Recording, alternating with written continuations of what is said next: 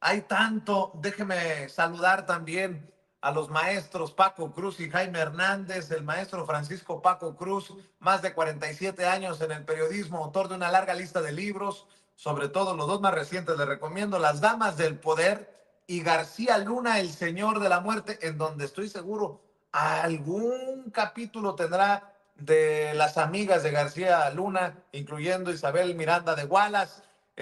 Mi querido Paco, te saludo con mucho gusto. ¿Cómo estás, maestro? Vicente, ¿cómo estás? Buenos días todavía, buenos días. No, muy bien, muchas gracias. Un saludo déjame ayudarte a presentar a Jaime, que es el único corresponsal de guerra que hemos tenido. Yo digo que es el único. Ha habido otros que se dicen enviados de guerra, pero corresponsales, yo digo Jaime solamente, que además conoce Washington como la palma de su mano y es un estudioso, ¿va? Pero sí, tienes tu razón. Todos los temas que hay, todos son importantes, Vicente, desde el poder que mostró la presidenta Claudia Sheinbaum Pardo. Es decir, recuerdas, en algún momento platicamos que el poder en la presidencia se tiene que construir. No es que llegas y digas, pues sí, ya me eligió el pueblo, yo soy la presidenta. No, tienes que construir un poder político en los laberintos de Palacio Nacional, tienes que saber cómo se mueve, tienes que reaprender o aprender cómo se mueve la política internacional, la política económica, y lo que hizo para mí la presidenta, no el meeting de ayer, la asamblea informativa, lo que ha hecho toda la semana y todo el mes. Es la única que yo he visto de los grandes mandatarios, o de los mandatarios, no decir de los mandatarios, que ha logrado sacarle acuerdos a Donald Trump. Es la única. Y tiene razón, mira lo que dice, por ejemplo, Forbes. Forbes dice, no es la mujer más poderosa, pero es la cuarta mujer más poderosa del mundo. Solo arriba de ella están Ursula von der Leyen, que es presidenta de la Comisión Europea, Christine Lagarde, presidenta del Banco Central, y Giorgia Meloni, que es la primera ministra de Italia. Pero es una mujer que con la convocatoria del domingo, con 350,000 personas, es una locura. Es una locura. Yo no fui, mira, porque venía de mi pueblo. Llegué aquí como a las 3 de la tarde, más o menos 3:30, pero me encontré en el camino personas que se tomaban fotos conmigo de Durango, de Chihuahua, que vinieron a ver a la presidenta, que no vinieron a acarreados, como dicen, y entonces ese poder de convocatoria, que ni siquiera con López Obrador, y vaya, y que ella lo recuerda con mucho cariño. Y mira, yo déjame decir otra cosa antes de que pase Jaime. Dicen que la mayor virtud de una persona es la gratitud, y la presidenta lo mostró y lo reconoció. Así que para mí todo el mes, no fue ayer, es todo el mes, todo lo que hizo, lidiando y negociando con un presidente como Donald Trump, pero está otros temas, Isabel Miranda de Wallace. Así que hay la sentencia del Menchito, recuerdas que platicamos el viernes, que finalmente una cadena perpetua más 30 años adicionales. Así que temas hay, Vicente. Buenos días. Jaime, un abrazote también, buenos días. Déjame saludar precisamente a Jaime, corresponsal de guerra, corresponsal mexicano en el extranjero, fundador y conductor de su espacio en YouTube No Apto para Cínicos, y también gran amigo de Sin Censura. Querido maestro Jaime Hernández, ¿cómo estás? Muy buenos días a mis queridos amigos, a los dos, mi querido Paco Cruz, gran maestro, mi querido Vicente Serrano, un personaje que provoca odios y amores encontrados. Querido Vicente, por favor, ya Me pórtate tiren bien, hombre. besitos, besitos, por favor, que caigan por acá, mira. Oye, a ver, Jaime, ya Paco sacaba la baraja de temas. Incluyo uno también. El pinche Marco Rubio, el secretario de Estado de Estados Unidos, estaba viendo que está amenazando con quitarle la visa o hasta la green card, la tarjeta de residencia, a los que participen en las protestas a favor de Palestina, dice él a favor de Hamas. Y eso está muy cabrón, ¿eh? Va contra la libertad de expresión en esto que raya en una intentona fascista de Marco Rubio, el secretario de Estado de Estados Unidos, ha señalado en sus redes sociales que revocarán las visas o las tarjetas de residencia, las residencias permanentes, las green cards, a los que apoyen a Hamas en Estados Unidos. Y ahí se la dejo de tarea también para las personas que nos están viendo y escuchando allá. Mi querido Jaime, ¿por dónde le entramos? No, yo creo que es un buen punto de inicio, un buen punto de saque. Yo creo que Marco Rubio es un hombre, no es nueva su vena conservadora, tampoco es nuevo esta actitud tan entreguista, tan lamezuelas frente a su patrón nuevo, Donald Trump. Es lamentable, francamente, aunque yo no esperaba demasiado de Marco Rubio, quiero decir, es preocupante que esté al frente de la Secretaría de Estado, de la que dependen muchísimas cosas. Por cierto que ahora mismo está en dirección a Arabia Saudita, donde tiene que participar en las primeras negociaciones para tratar de alcanzar un acuerdo de paz en Ucrania. Pero fíjate que mientras ocurre esto, mientras Marco Rubio amenaza a los estudiantes con la deportación, quitarles visas, mientras Donald Trump amenaza a Irán, mientras el presidente Trump amenaza de nuevo a los gazatíes, lo que ahora mismo está ocurriendo te da la medida de la irresponsabilidad de ese gobierno de Donald Trump. Yo cuando escucho a Donald Trump o escucho a Marco Rubio, me imagino a los viejos generales alemanes de Adolf Hitler, a quienes sus huestes lo seguían con singular entusiasmo y decían, sí, vamos, vamos contigo, Hitler. Y así siguieron detrás de los generales, detrás de Hitler, hasta que todos cayeron en el abismo. ¿Y por qué digo esto? Porque en estos momentos las bolsas, todas las bolsas, las de Estados Unidos y las europeas, están cayendo y todo tiene que ver con el temor real a una recesión. Apenas ayer el presidente Trump reconoció que efectivamente el riesgo de la recesión está ahí. El indicador Nasdaq, que es donde están la mayoría de las industrias tecnológicas, está viniéndose a pique y esto te habla realmente de la poca confianza que hay de los consumidores, porque el índice del consumidor se ha ido al suelo y el futuro de todas estas industrias relacionadas con la tecnología, la inteligencia artificial, todo también se está yendo a pique, no solamente por la actitud de Donald Trump con su guerra estúpida de aranceles, sino también porque hay constancia de que los avances de China los han tomado desprevenidos, fuera de guardia. Entonces, estas son las consecuencias de un gobierno irresponsable como el de Donald Trump. Francamente, Donald Trump, que llegó a la presidencia prometiendo que el primer día de su gobierno iba a desaparecer la inflación, pues no ha sido así. Y quien ha detonado, o lo que ha detonado esa inflación, es precisamente la guerra estúpida de barreras arancelarias.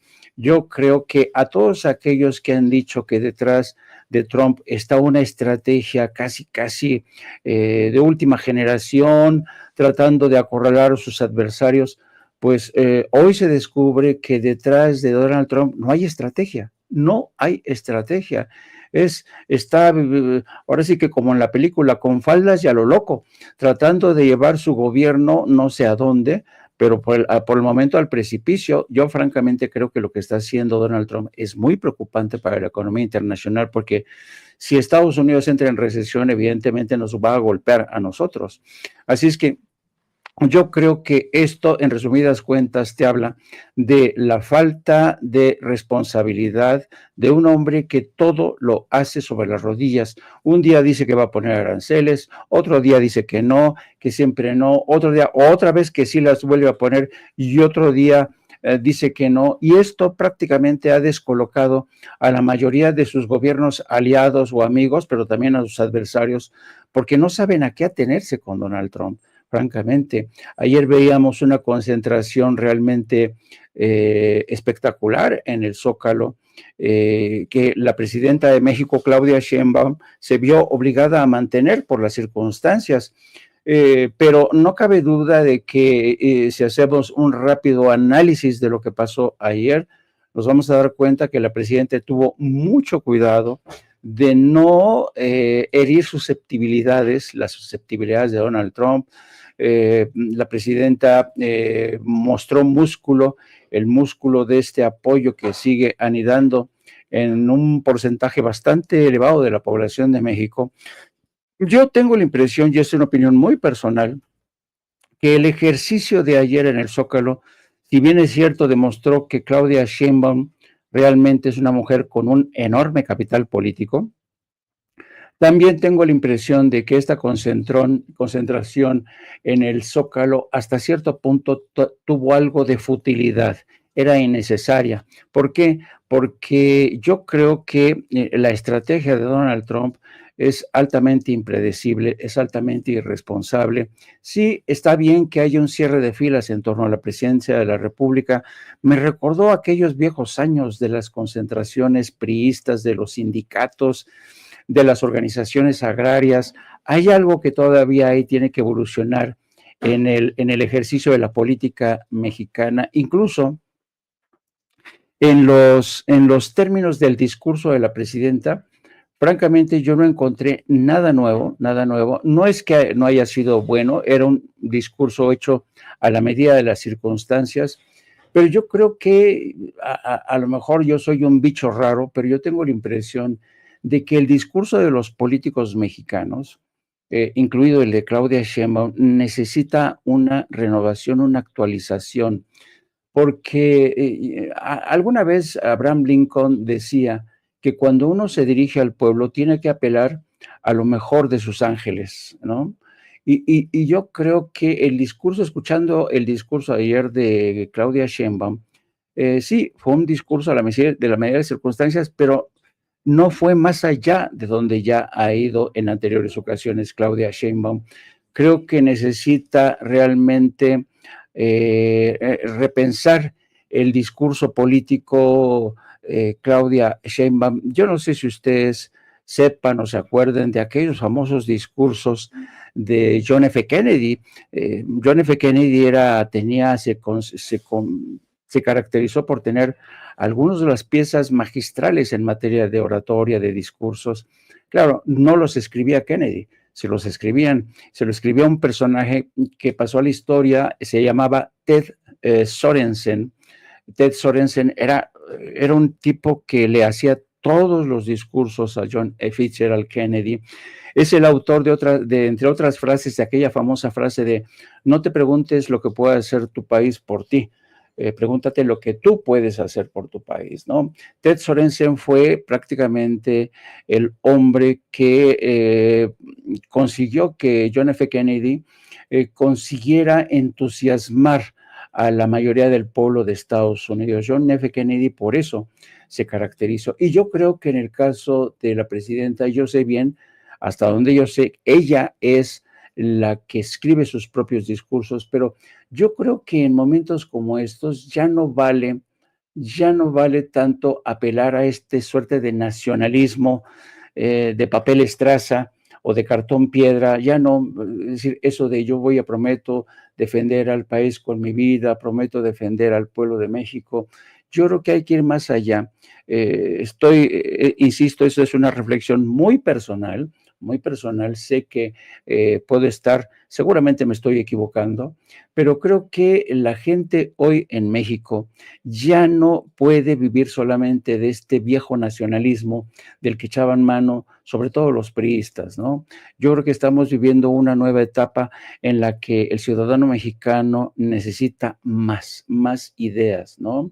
Ahora, por otro lado, sí se me hizo interesante este ejercicio con todas y las limitaciones en el discurso. Creo que esto demostró que la cultura de la democracia participativa que inauguró o que le dio nuevos bríos a Andrés Manuel López Obrador cuando decía que es importante salir a las calles, es importante marchar, es importante participar en los actos de revocación de mandato, es importante participar en las consultas populares. Eso es la democracia participativa. Entonces yo creo que ayer nos dimos cuenta, nos percatamos de que la democracia participativa en México goza de buena salud. Creo que hay que seguir apostando aún más por esa democracia participativa y creo que en cierto sentido esta concentración no era necesaria dadas las actuales condiciones y lo que va a pasar a partir del 2 de abril. Creo que nos permite hacer una especie de análisis compartamentalizado. Por un lado, ver que efectivamente Claudia sigue gozando de un enorme capital. Dos, nuestra democracia participativa está cada día mejor. Y de alguna manera, este acto de ayer responde a la pregunta retórica que hizo Bloomberg cuando dijo, ¿es Claudia Sheinbaum la mujer más poderosa del mundo en estos momentos? En cierto sentido, sí que lo es, porque es una presidenta que nadie como Claudia Sheinbaum ostenta los índices de aceptación de los que ella puede presumir, más del 85%. Nadie en estos momentos es capaz de concentrar a tal cantidad de gente en una de las plazas más grandes del planeta. Y nadie, insisto, es capaz de apelar a lo mejor de nosotros, como decía Abraham Lincoln a Los Ángeles, aunque a mí me gustaría que se esforzara Claudia, que lo puede hacer, para que nosotros sigamos conservando esta ilusión y tengamos constancia de que la democracia en México poco a poco se va perfeccionando, poco a poco se va fortaleciendo y se va robusteciendo, queridos amigos. Así es, sobre lo que habla Jaime, sobre lo que voy dejando, también señalar que se pospuso la audiencia de el Chapito, de uno de los hijos de Joaquín Guzmán Loera, el Chapo Guzmán, y contrasta con la sentencia de cadena perpetua contra el Menchito, el hijo de Nemesio Oseguera Cervantes, todo en Estados Unidos, mi querido Paco. Seguimos viendo también el caso de Isabel Miranda de Wallace, en fin, Isabel Miranda de Wallace, que se presume ha fallecido y que ha dejado pues muchas cosas obscuras a su alrededor, Paco. Mira, Vicente, primero sobre la señora Miranda Torres, a Miranda de Wallace, Miranda como se quiera llamar, porque todo en su vida después de julio de 2005 fue una farsa. Cuando su hijo, que tenía 3 nombres, por cierto, Hugo Alberto Wallace Miranda, Hugo Alberto León Miranda o Hugo Alberto Miranda Torres, 3 identidades, que se hacen turbias a partir del 11 y 12 de julio, cuando hay una desaparición misteriosa. Yo no me atrevo a decir secuestro porque no hay una sola prueba, no hay una evidencia, tampoco hay una evidencia de que lo hayan matado, tampoco hay una evidencia de que lo hayan cortado en partecitas con una sierra, como dijeron en su momento. La vida de la señora Isabela Miranda se convierte a partir de ese momento en una cosa muy turbia, porque había evidencias de que su hijo estaba vinculado con el narcotráfico, y empieza una vida turbia y crea, esto no te lo platico, lo escribí en García Luna, El Señor de la Muerte, crea Alto al Secuestro, y que es una soberana mentira que usó como bandera política al servicio de Genaro García Luna y Felipe Calderón Hinojosa. Ella misma puso su causa a los pies de la ultraderecha mexicana, y con tan suculento bocadillo, siempre dije, y bajo la protección de García Luna, Isabel Miranda Torres participó directamente en detenciones ilegales, en sesiones de tortura, y fue una mujer maligna, perversa, perniciosa, y sí, puede ser que la defiendan aquellos periodistas de ultraderecha, pero ya nada más, como tú lo decías, hay que ver, Ricardo Rafael tiene muchos textos sobre ella, ¿no? Muchos textos, y Yo escribí en su momento Criminal Seductor. García Luna, y ella, ambiciosa, sin escrúpulos, entendió de inmediato cómo operaba en los gobiernos panistas el tráfico de influencias, la falsificación de identidad, la fabricación de documentos, la siembra de pruebas, la fabricación de culpables. Te lo decía el padre Solalinde, ¿no? Pero esto yo lo escribí hace años, ¿sí? Y así pudo sostener ella, con el apoyo de García Luna y Felipe Calderón, claro, y entendiendo cómo operaba el sistema, pudo sostener aquella invención del hijo desaparecido, secuestrado, asesinado. Así que yo digo, nunca va a ser descabellado colgarle calificativos a Isabel Miranda Wallace, pero al mismo tiempo a Genaro García Luna, porque Genaro García Luna, siempre con el visto bueno de Felipe Calderón, le dio impulso político, le dio impulso financiero, y ellos, yo recuerdo mucho en enero de 2012, por presiones, o decisiones y órdenes de Genaro García Luna que acató Felipe Calderón Hinojosa, la nombraron candidata del PAN a la jefatura de gobierno de la Ciudad de México. Todo mundo sabía que la enviaban al matadero, pero era un capricho de García Luna. Y luego, claro, ella contó en todo ese proceso con el apoyo del Poder Judicial Federal, que la dejó hacer, y a partir de que Norma Lucía Piña tomó posesión, prácticamente controlaba la señora Isabel Miranda, controlaba parte del Poder Judicial. Ella ha sido parte fundamental de ese sistema corrupto, perverso, para, para llevar de la mano a la corrupción a los panistas y a los priistas. Así, ella era, esto nada me lo platica, yo lo escribí, pero además lo viví por órdenes de García Luna. Ella era invitada regular, permanente, a las sesiones del Consejo Nacional de Seguridad Pública, y ella le correspondió como manipulando cifras y números sobre el secuestro en el Calderonato, y con el aval de García Luna y Felipe Calderón Hinojosa, porque nunca se puede separar este trío. Esta mujer ordenó torturas, detenciones ilegales, y fue galardonada, como lo dice el padre Soralinda, por órdenes de Felipe Calderón, con el Premio Nacional de Derechos Humanos en 2010, y se lo entregó, ¿quién? Felipe Calderón Hinojosa. Así que ya se murió, Vicente, ¿quién sabe? ¿Quién sabe? Yo de ella, fue su vida tan una farsa y tan turbia que yo sigo dudando de todo.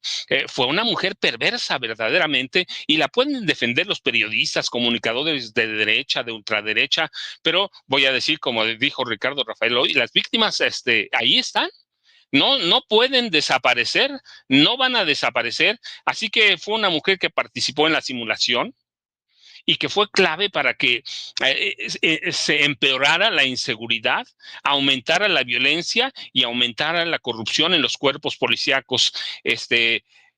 Elsa hizo de alto al secuestro un negocio lucrativo, turbio interminable, incriminando a inocentes. Así que de esta mujer hay que hablar por mucho tiempo. Es el caso, para mí, más emblemático.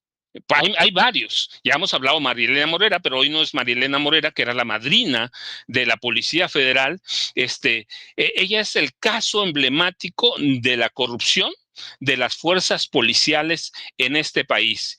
Y hay que hablar de ella, Vicente. Así que esa Miranda de Wallace. En el caso de déjame cambiar un poquito. Mira, en el caso de Rubén Oseguera González, hay que destacarlo, es un golpe severo al cártel Jalisco Nueva Generación. Él era el sucesor designado por su padre, Nemesio Ceguera Cervantes, el cabecilla máximo de y el cártel Jalisco Nueva Generación, él era el hombre, este hombre cruel, porque además era eso. Mira, para mí, yo lo equiparo con García Luna.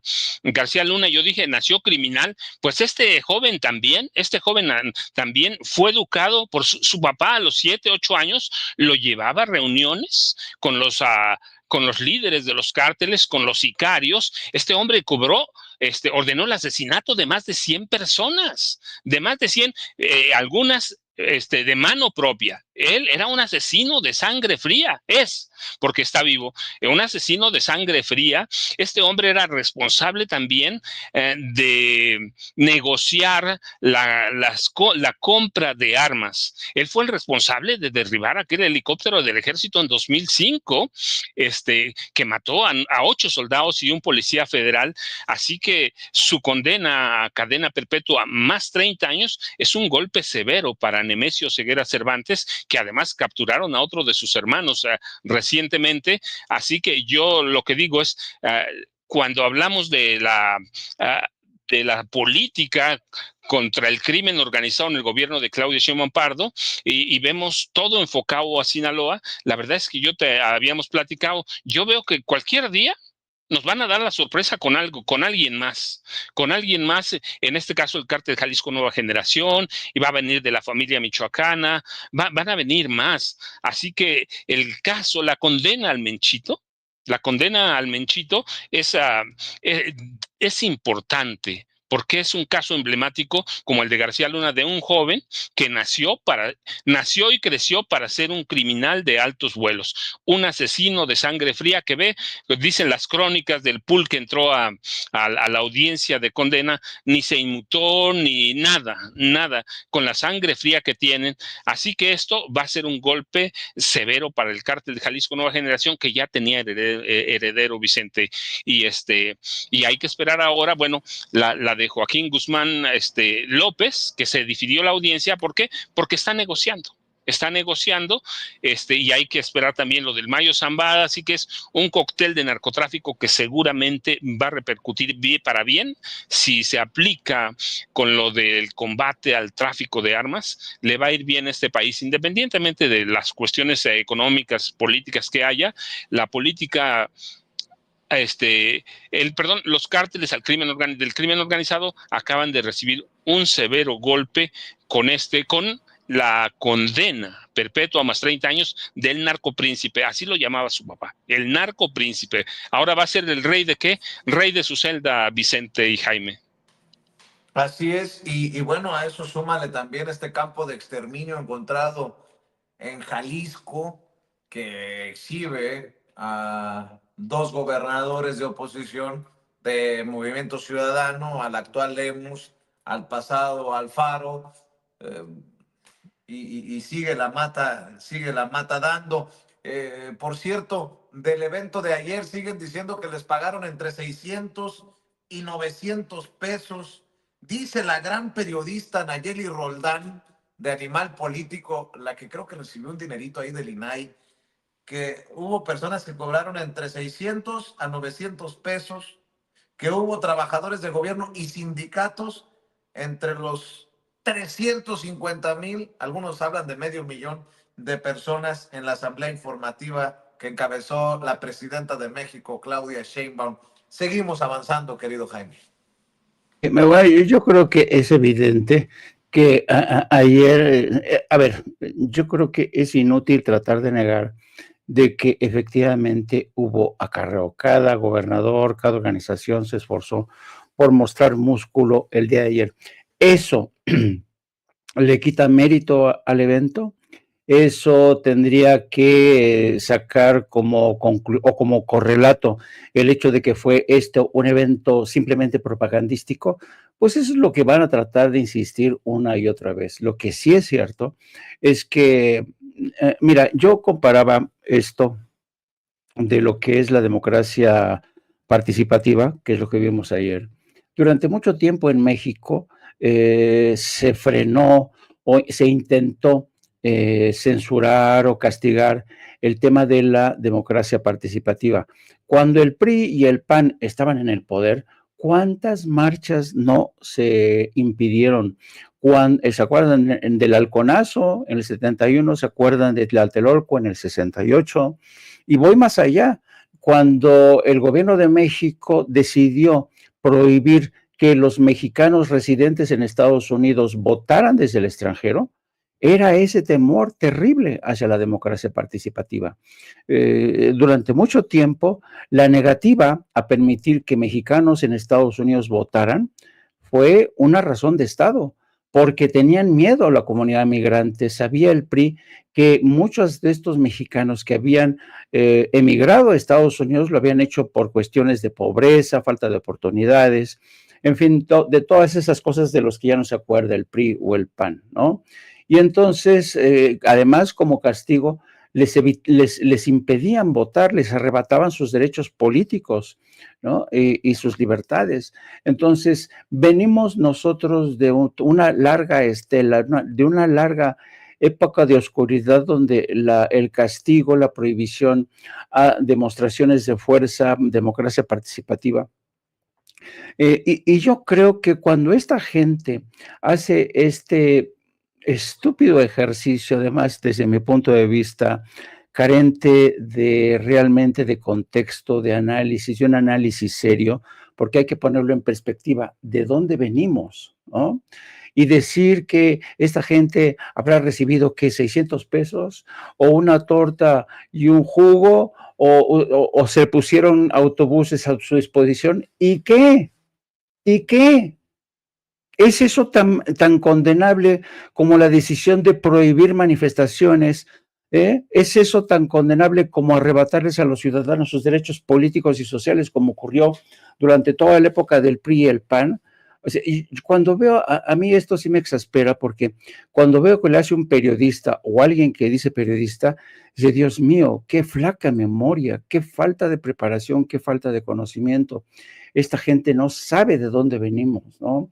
Así es que yo creo que habría que agradecer que con todas y sus precariedades, con todas y sus limitaciones, con todos y sus atisbos de viejas prácticas, qué bueno que hubo una concentración en el Zócalo, porque de lo que se trata es de lo que se trataba era presentar un solo frente unido frente a ese socio como es Estados Unidos. ¿Ustedes creen que Donald Trump habría sido capaz en estos momentos, cuando justamente su índice de popularidad ha caído hasta el sótano? ¿Ustedes creen que era capaz de reunir a tal cantidad de gente ahí en el mall de Washington? Pues la verdad no. ¿No? ¿Ustedes creen que el Justin Trudeau o su nuevo líder político en Canadá eran capaces de concentrar tal cantidad de gente como lo hizo Claudia? Pues no.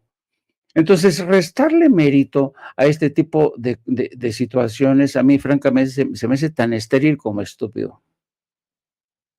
Estoy revisando más información porque, ¿cómo ha salido información, mi querido Paco, mi querido Jaime?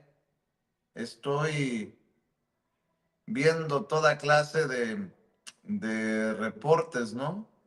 Estoy viendo cómo son cajas de resonancia entre estos personajes. Leo Krause entrevistando a Jorge Fernández Menéndez. Veo a los del PAN pidiéndole a Trump, denos nombres de los narcopolíticos. Es que esto ya raya en la locura. No es broma. Don David, de casualidad, ¿no tendrá el tuit del PAN que hace referencia a esta exigencia a Trump? A ver qué piensa Paco. Yo creo que también le va a generar la misma repulsión que a mí. Presidente Trump, diga quiénes son. Acción Nacional exige claridad sobre los señalamientos de nexos de actuales funcionarios con el narco. Híjole, mi papá decía que en paz descanse don Vicentón, que hay que ser cochis, pero no tan trompudos, mi querido Paco. ¿Cómo ves a estos del PAN? Díganos quiénes son. Qué ganas de meterse políticamente hablando un balazo en la pata, ¿no? Vicente, mira, pues ellos, los criminales son ellos, no te lo digo ahora, te lo dije hace 4 años, había en Los Pinos, porque además la foto que muestra o con la que justifican la declaratoria de Donald Trump es de Genaro García Luna. Inevitablemente, 3 sexenios, Vicente Fox, Felipe Calderón y Enrique Peña Nieto, aunque con este último no era empleado regular, sino que le bañaron por abajo del agua 750 millones de dólares ya documentados. Ahí están los cárteles, nada más tienen que ir. Allá hay un video en la semana, ¿no? De un programa de la RAC y quieren a un narcotraficante, un presidente narcotraficante, pues vayan a España. Allá está Felipe Calderón, allá está Enrique Peña Nieto, documentado que es un narcopresidente, que fue un narcopresidente. Allá está Carlos Salinas de Gortari, no lo digo hoy, lo he dicho durante años, más de una década lo he dicho. Controlaban el narcotráfico a placer. Ernesto Zedillo también. Sí. Y qué decir de Jorge Romero Herrera, el cabecilla máximo, el capo del cártel inmobiliario. No lo decimos nosotros, está documentado. Lo otro que dicen, mira, ¿y quién lo documentó? En el gobierno de Claudia Sheinbaum Pardo como jefa de gobierno de la Ciudad de México. Es decir, este es un cártel en serio de delincuentes, es un cártel de criminales. Y mira, ¿y qué decir del PRI también? Pues es decir, ¿pero qué están haciendo? Tratando de curarse en salud. ¿Por qué no? Yo te decía la semana pasada, negoció Donald Trump con Claudia Sheinbaum Pardo. Dicen que Claudia es una narcopresidenta, entonces Trump es un narcopresidente, pero no tienen pantalones. Pero claro, como son bocones, pueden vociferar de lo que quieran. Dicen en mi pueblo, ¿no? De lengua me como un plato, y así se la van a llevar, porque no encuentran, y esa es la realidad, en su incapacidad de todos los sentidos, política, económica, criminal o de política criminal, no encuentran un punto verdaderamente para acomodarse o reacomodarse en el sistema partidista. Ya lo perdieron el rumbo en 2018. En 2024, los mexicanos le dieron una paliza al PAN, abierta. Una paliza al PAN. Entonces no encuentran el punto, pero no encuentran, pero además no entienden, Vicente. Ninguno de ellos entiende. Hay evidencias sólidas de que todo el PAN estaba corrompido por el narcotráfico en el gobierno de Felipe Calderón Hinojosa, empezando en el sexenio anterior con Vicente Fox Quesada. O sea, de todo hay, pero como no tienen discurso, como no tienen nada, se van a montar en lo mismo y así les va a ir en el 27 y en el 30 seguramente van a desaparecer. Y digo hasta el 30, Vicente, porque las elecciones que siguen son intermedias, así que ellos mantienen su registro hasta el 30, pero están en niveles del 7, del 8%.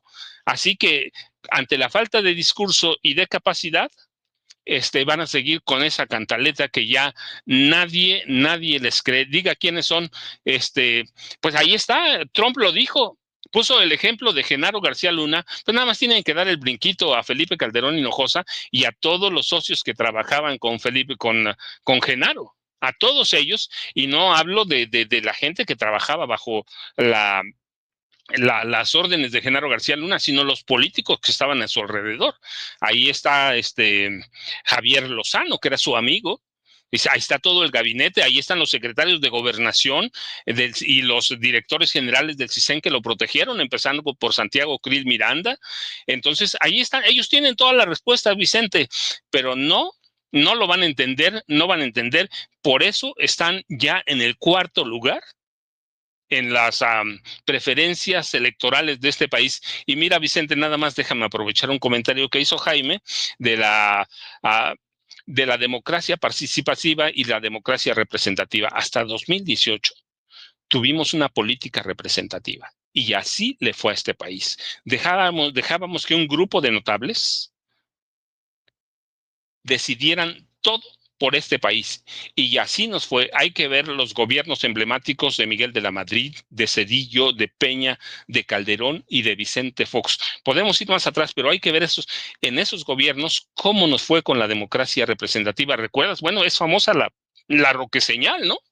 La Roque Señal es famosísima, o aquel senador que decía, aquí decidimos nosotros, el pueblo no existe. La misma Xochitl Gálvez lo decía, el pueblo no existe.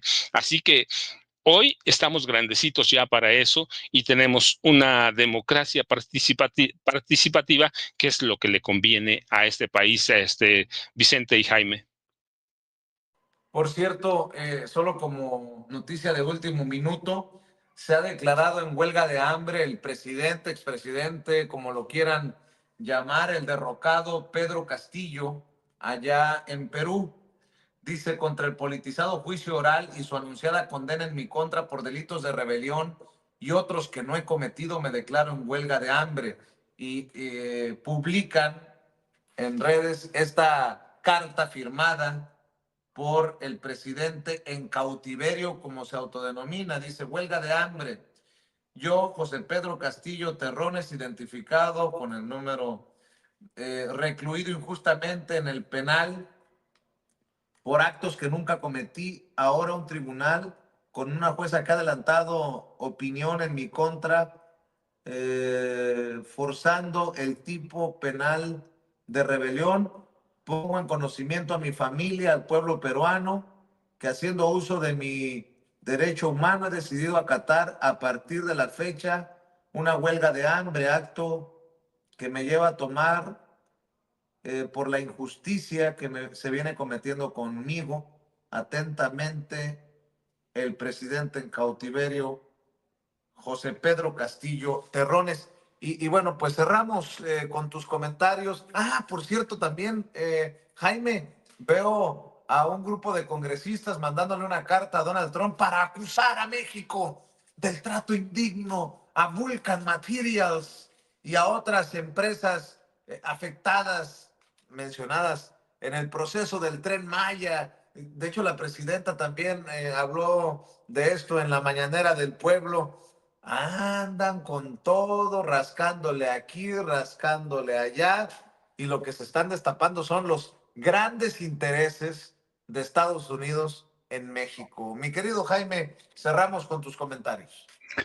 Pues en el caso de Pedro Castillo, hijo, si uno hace un análisis pormenorizado de lo que ha sido ese juicio, pero además el eco que ha encontrado este juicio en los medios, en las redes sociales, es terrible.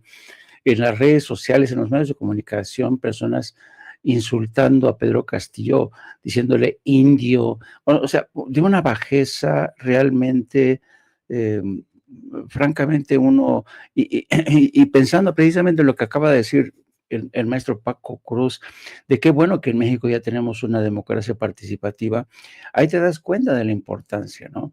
Como poderes fácticos como la justicia, los partidos políticos, todo, cuando no hay una democracia participativa, ocurre lo que ocurre. Y ahí está el mejor ejemplo de Pedro Castillo, que está echando mano del último recurso, en medio de un proceso asqueroso, francamente. Qué triste es ver cómo Perú sigue todavía aterido, lastrado por este tipo de clasismo, racismo. A mí en lo personal me dan arcadas, me dan ganas de vomitar para tratar de entender este proceso tan injusto. Y en el caso de Vulcan, fíjate que cada vez que esta mañana cuando estaba la presidenta hablando de la actitud de Vulcan, de cómo Vulcan, a pesar de que tenía ciertos límites, ciertas reglas para explotar ciertas partes del territorio que se les concedió, les importó un carajo y ellos siguieron explotando, se salieron fuera de límites. Y me acordé mucho de esta actitud precisamente de Israel.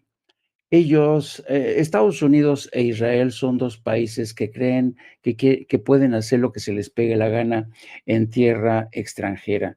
No respetan la ley, no respetan los acuerdos, no respetan nada. Y esto habla, refleja realmente este viejo espíritu colonizador. El colonizador nunca respeta al país que está sojuzgando, al país que está sometiendo, y esa es una tara política, social, jurídica, que Estados Unidos viene arrastrando. Yo por eso, cuando Andrés Manuel López Obrador les puso un alto, a mí me dio tremendo gusto, porque en el largo historial de las inversiones de Estados Unidos en México y de otras empresas, no solamente de Estados Unidos, hemos visto esta ristra de abusos, ¿no? De faltas, y además, en muchos casos, estos abusos se dan con el consentimiento o se dieron con el consentimiento de miembros del poder legislativo en México,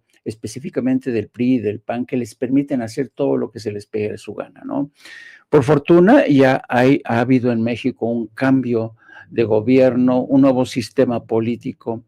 Me refiero no al sistema político per se, me refiero a una nueva forma de entender la política y practicarla, tal y como Andrés Manuel nos lo recordaba todos los días.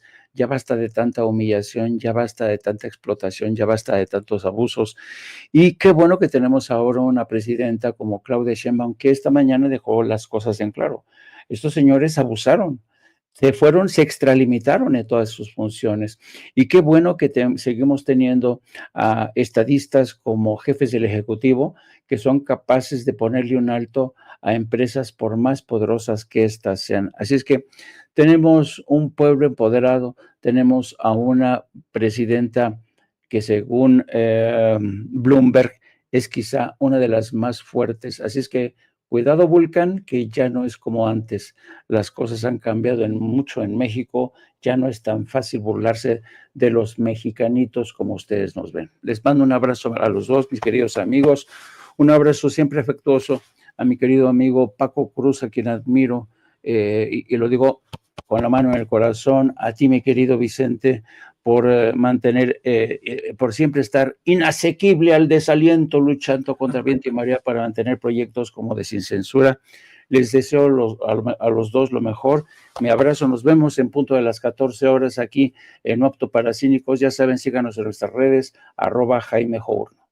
Gracias, mi querido Jaime, el maestro Jaime Hernández. Querido Paco, yo sigo invitando a la audiencia para que busque tus dos más recientes libros, para que Amor con Amor se pague, Las Damas del Poder y García Luna, El Señor de la Muerte, y también que te sigan, te apoyen en redes sociales.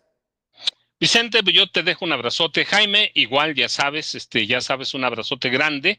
Y te voy a decir, como decía Emilio Gamboa Patrón, aquí la decisión la toman 128 senadores. El pueblo no existe. Muchas gracias, Vicente. Yo, ya sabes, @Paco Cruz Jiménez en X, antes Twitter, Francisco Cruz Jiménez en Facebook. Nos vemos mañana tempranito. Muchas gracias. Claro que sí. El maestro Paco Cruz, el maestro Jaime Hernández, hablando con nosotros sin censura.